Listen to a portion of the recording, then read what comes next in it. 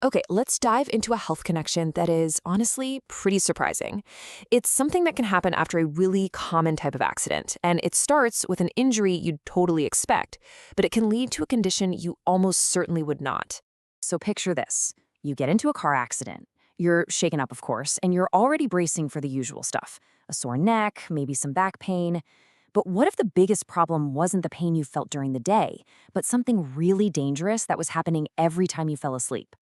Most of us connect accidents, like getting rear-ended, with a pretty specific set of injuries. We're thinking whiplash, muscle strains, things you feel right away. But our bodies are these incredibly complex systems, and sometimes the real consequences, they take a while to show up, and in ways you would never, ever expect. So on one side, you've got the expected thing, neck pain. It's what doctors look for, it's what you anticipate dealing with. But then on the other side is this really shocking consequence that a lot of people, and hey, sometimes even their doctors, don't immediately connect to the accident at all: sleep apnea. So you're probably wondering, how on earth can an injury to your neck bones and muscles make you stop breathing in your sleep? I mean, it seems totally disconnected, right? But there is a direct physiological link that explains exactly how this happens. First, just a quick reminder of what we're actually talking about here. Sleep apnea isn't just really loud snoring.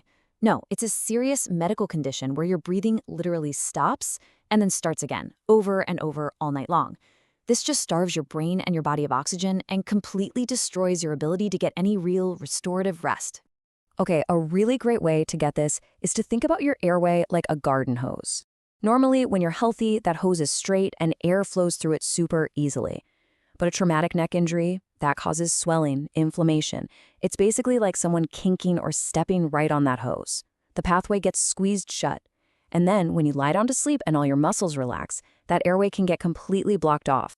And look, this isn't just some minor inconvenience or a good reason to drink an extra cup of coffee in the morning. The real-world impact of this kind of post-traumatic sleep apnea is severe. It affects every single part of a person's life, from their health to their ability to provide for their family. Let's talk about a real story, a woman named Maria from the Bronx. After a car accident, she figured, the neck pain would be the worst part. But 6 months later, the exhaustion was just so profound, so overwhelming, that she was literally falling asleep at her job.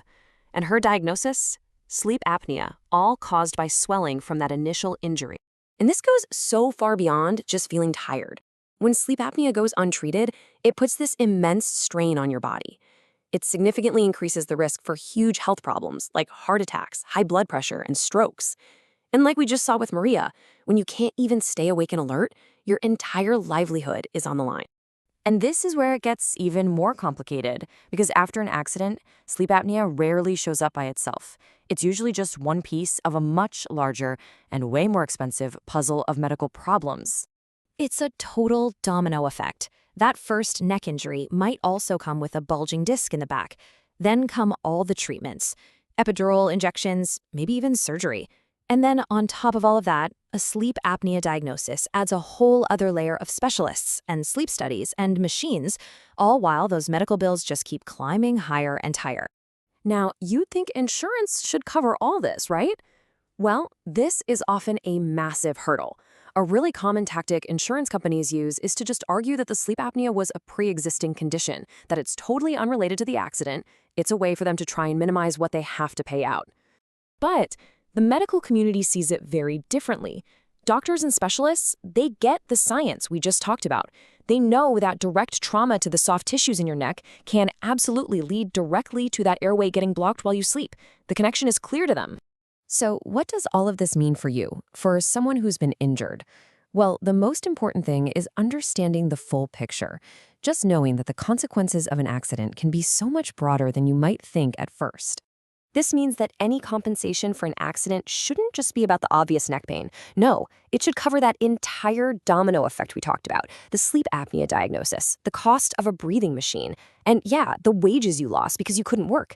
It's all connected. It's all part of the accident's aftermath. And that really just leaves us with one final and really crucial question. If you've been in an accident and you are struggling with this deep, relentless exhaustion, it's worth asking yourself, could this be something more than just stress or a few bad nights of sleep? Because the answer just might change everything.